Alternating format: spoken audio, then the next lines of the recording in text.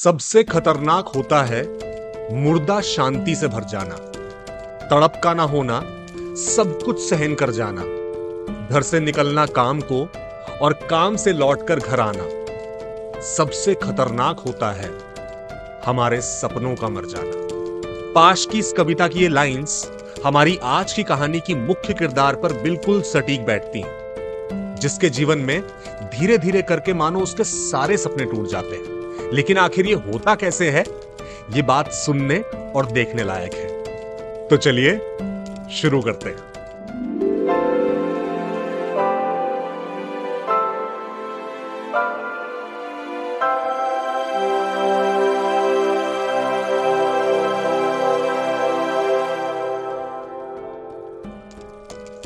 नमस्कार, मेरा नाम है रजत कुमार शर्मा और आपका स्वागत है स्टिल अ स्टोरी स्टूडियो में। अगर आप हमारे चैनल पर नए हैं तो प्लीज इसे सब्सक्राइब कर लें और साथ में वो बेल आइकन को प्रेस करना ना भूलें, ताकि आपको हर नई कहानी का नोटिफिकेशन मिलता रहे। तो हमारी आज की कहानी मन्नू भंडारी जी की अकेली। तो इस कहानी की मुख्य किरदार है सोमा बुआ, करीबन 45-50 साल की औरत, जिनका जवान बेटा हरकू कई साल पहले दुनिया छोड़कर चला गया था और बस उसके मरने के साथ ही मानो सोमा बुआ और उनका परिवार पूरी तरह से बिखर गया। हरकू के पिता यानी सोमा बुआ के पति ने संन्यास ले लिया।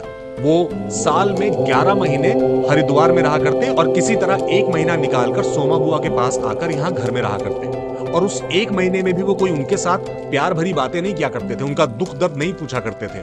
बस हाँ, एक कहने को था कि भाई वो आकर 1 महीना यहाँ रहते हैं, अब भी वो इस घर का हिस्सा है। बस इसके लिए वो साल में सिर्फ 1 महीना इस घर में आ जाया करते थे और बाकी के 11 महीने सोमा बुआ पूरी तरह से अकेली इस घर में रहा करती थी। लेकिन कहते हैं ना, जिस इंसान ने अकेलेपन को स्वीकार कर लिया, जिसने अकेले में रहना सीख लिया, उसे फिर ज्यादा लोगों की जरूरत पड़ती नहीं है। तो सोमा बुआ का भी यही हाल था। धीरे धीरे करके अपने पति की गैर मौजूदगी उनके दिमाग से जाने लगी और आसपास के घरों के साथ अच्छा व्यवहार बना के सोमा बुआ की जिंदगी अब अच्छी तरह बीतने लगी। लेकिन हाँ, जब उस 1 महीने के लिए सन्यासी महाराज यानी उनके पति, जिन्हें अब सब सन्यासी महाराज कहकर बुलाने लगे थे, जब वो घर में आ जाते तो किसी ना किसी बात पर उनके साथ कलेश जरूर किया करते। खासकर इस बात पर कि सोमा बुआ बिना किसी के बुलाए या बिना किसी न्योते के दूसरों के घरों में, खासकर उनके फंक्शंस में क्यों पहुंच जाती है। और सोमा बुआ उनसे कहा करती थी कि भाई तुम तो ले चुके हो संन्यास, तुम्हारा रिश्तेदारों से, घर परिवार से कोई मतलब है नहीं,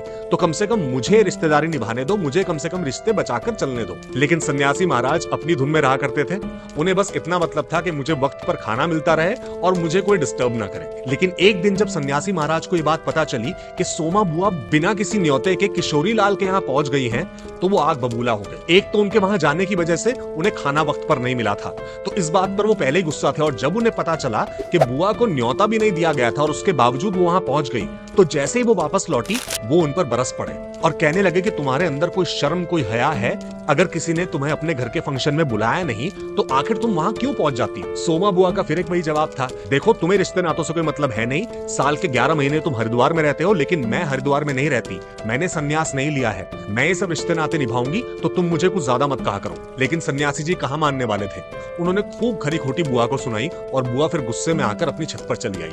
जब छत पर आई तो पड़ोस के घर की राधा भाभी अपने घर पे ऊपर पापड़ सुखा रही थी और उन्होंने पूछा कि बुआ क्या बात है, तुम ऐसे उदास क्यों हो? तो बुआ ने उन्हें बताया कि भाई ये सन्यासी महाराज इस तरह से मुझे कहीं आने जाने से रोकते हैं, दिन भर मेरे पीछे पड़े रहते हैं, और अब बताओ अगर ये रिश्ते नाते नहीं निभाएंगे तो इस घर में कौन है मेरे अलावा जो ये सब करेगा? और वो बताने लगी कि किस तरह किशोरी लाल ने उनकी आवभगत की। भले ही उसने बुलावा नहीं भेजा, लेकिन जब बुआ वहां पहुंची और उन्होंने जाकर पूरी रसोई संभाली तो उनकी बहुएं, उनके बेटे किस तरह से माँ की तरह उनका सम्मान करने लगे। और ये बताते बताते वो कहने लगी कि अगर आज मेरा अपना हरकू जिंदा होता और उसके घर में कोई फंक्शन होता तो क्या मैं न्योते का इंतजार करती? और ये कहते कहते उनकी आंखों में आंसू आ गए और वो रोने लगी। किसी तरह राधा भाभी ने उन्हें चुप करवाया कि बुआ तुम ऐसे नाराज मत हो, सन्यासी महाराज की तो आदत है, 1 महीने के लिए यहाँ आते हैं, किसी तरह उनकी सुन लिया करो, और क्या कर सकते हैं। खैर, बुआ ने अपने आंसू पोंछे, नीचे पहुंची, खाने की तैयारी करने लगी और इन्हीं सब चीजों में दिन निकल गया। अब कुछ दिनों बाद सोमा बुआ को पता चला कि उनके देवर के समधी जी के यहाँ किसी लड़की की शादी है और वो शादी यही इसी शहर में आकर करने वाले हैं। तो ये जानकर वो बहुत खुश हुई और तुरंत ये बात जाकर सन्यासी महाराज को मतलब अपने पति को बताई कि भाई देखिए, आपके छोटे भाई के जो समधी हैं उनके घर में किसी लड़की की शादी है और वो यही इसी शहर में आकर शादी करेंगे। अब जब से देवर जी गुजरे तो उस परिवार से हमारा कोई संबंध रहा नहीं, लेकिन ये अच्छा मौका है जब उस परिवार के साथ हम संबंध वापस बना सकते हैं। तो सन्यासी महाराज हमेशा की तरह वो इंटरेस्टेड नहीं थे। उन्होंने कहा ठीक है भाई, अगर बुलावा भेजते हैं, न्योता भेजते हैं तो तुम चली जाना, वरना मेरा कोई मतलब नहीं। बुआ जानती थी कि उन्हें वैसे भी कोई मतलब नहीं है, लेकिन कम से कम उन्हें बताना चाहती थी कि हाँ ऐसा कुछ होने वाला है। और अब बुआ को इंतजार होने लगा कि भाई 25 साल तक जो हमने कोई मतलब नहीं रखा, क्या इसके बावजूद वो हमें बुलावा भेजेंगे, क्या हमें न्योता आएगा। और तभी कुछ दिनों बाद मोहल्ले की नंदा ने बुआ को आके बताया कि बुआ, मैंने उनके घर जाकर मेहमानों की लिस्ट देखी है, उसमें तुम्हारा नाम भी था। ये बात सुनते ही बुआ इतनी खुश हुई और उनकी इतनी तारीफ करने लगी कि बताओ 25 साल तक भी कोई संबंध ना रखने के बाद भी आज भी उनकी फेहरिस्त में हमारा नाम है। और ये सोचकर अब वो लग गई उस शादी की तैयारी में, क्योंकि ये बात कंफर्म थी कि शादी का न्योता आने वाला है, क्योंकि नंदा देख कर आई थी कि भाई मेहमानों की लिस्ट में बुआ का नाम है। तो उसी शाम सोमा बुआ दौड़ी दौड़ी राधा के पास गई कि राधा देख, हमें इतने बड़े घर से न्योता आने वाला है, तो मुझे शादी के लिए कुछ सामान खरीदना है। अब मुझे आजकल की शादियों में क्या गिफ्ट दिए जाते हैं इसकी जानकारी है नहीं, तो एक काम कर, मैं तुझे पैसे लाकर दूंगी, तू मेरे लिए वो चीजें ले आना। तो राधा ने कहा बिल्कुल बुआ, जो भी तुम मुझे कहोगी मैं तुम्हें लाकर दे दूंगी। ये बात करके सोमा बुआ वापस अपने घर में गई और जाकर उन्होंने अपना वो बक्सा जिसमें वो पैसे संभाल कर रखा करती थी वो खोलकर देखा तो उसमें थे केवल 7 रुपए। अब जब ये कहानी लिखी गई थी उस वक्त 7 रुपए इतनी कोई छोटी अमाउंट नहीं थी जो आज है, लेकिन हाँ, शादी में गिफ्ट देने के लिहाज से 7 रुपए कुछ भी नहीं थे। और इन 7 रुपयों में से ही घर का खर्चा भी चलना था, खाना पीना भी होना था। तो बुआ ने क्या किया, उन्होंने उस बक्से में से 5 रुपए निकाल लिए और वही साइड में रखी थी उनके मरे हुए बेटे हरकू की एक छोटी सी सोने की अंगूठी। यह अंगूठी हरकू की आखिरी निशानी थी, जो बुआ ने कभी भी किसी भी हालत में बेची नहीं थी। इस घर पर कितना भी बुरा वक्त आया, बुआ पर कितना भी बुरा वक्त आया, लेकिन हरकू की अंगूठी कभी नहीं बेची गई। लेकिन ये पहला मौका था जब बुआ ने उस अंगूठी को उठाकर देखा और मानो उनके अंदर से आवाज आई, जिसे जाना था वो चला गया, लेकिन अब जो यहाँ है उनके साथ तो रिश्ते निभा लिए जाएं। और बस बुआ ये 5 रुपए और वो छोटी सी सोने की अंगूठी लेकर राधा के पास पहुंच गई और उसे कहा कि सुन, ये 5 रुपए हैं और ये अंगूठी है, इसे बेचकर जो कुछ भी मिले उसमें एक अच्छी सी साड़ी, ब्लाउज का कपड़ा और एक चांदी की सिंदूरदानी जिसमें सिंदूर भरकर रखा जाता है वो ले आना। वो सोने की अंगूठी देखकर राधा समझ गई कि ये हरकू की अंगूठी है, लेकिन उसने बुआ से कुछ नहीं कहा। वो पैसे और अंगूठी लेकर बाजार पहुंची, उसमें एक अच्छी सी साड़ी, ब्लाउज का कपड़ा और वो चांदी की सिंदूरदानी खरीदकर बुआ को दी। और अब बुआ इंतजार करने लगी उस न्योते के आने का।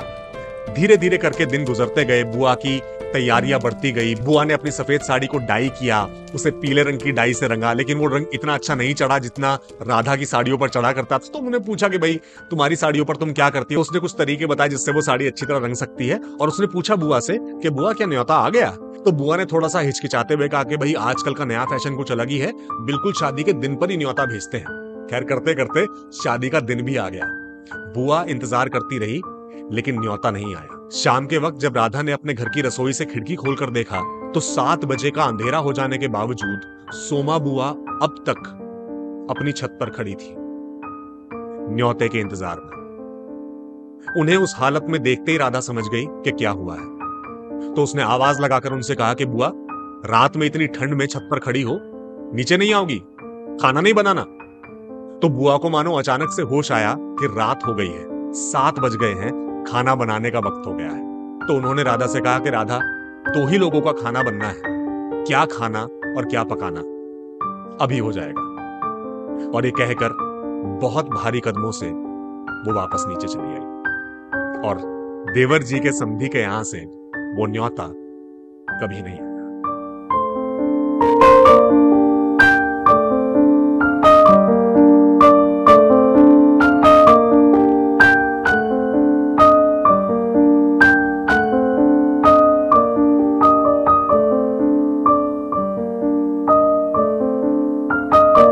तो जैसा हमने कहानी के शुरुआत में बात की, सबसे खतरनाक होता है सपनों का मर जाना। इस कहानी में सोमा बुआ का सिर्फ एक ही सपना कि रिश्तेदारी में, आसपास के लोगों में उन्हें पूछा जाए, कोई उन्हें अपने घर के किसी फंक्शन में बुला ले, पूछ ले, लेकिन नहीं।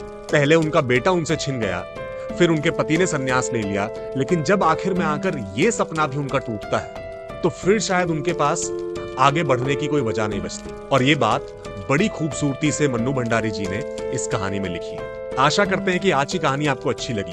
अगर हाँ तो इस वीडियो को लाइक कीजिए, शेयर कीजिए, अपने विचार, अपना फीडबैक कमेंट सेक्शन में लिखकर हमें जरूर बताइए और हमारे चैनल को सब्सक्राइब करना ना भूलें। और अगर चाहें तो नीचे दिए गए नंबर पर हमें सपोर्ट कीजिए। आपका थोड़ा सा कंट्रीब्यूशन भी हमारे लिए बहुत बड़ा सपोर्ट है। जल्द मिलेंगे एक नई कहानी के साथ, तब तक के लिए नमस्कार।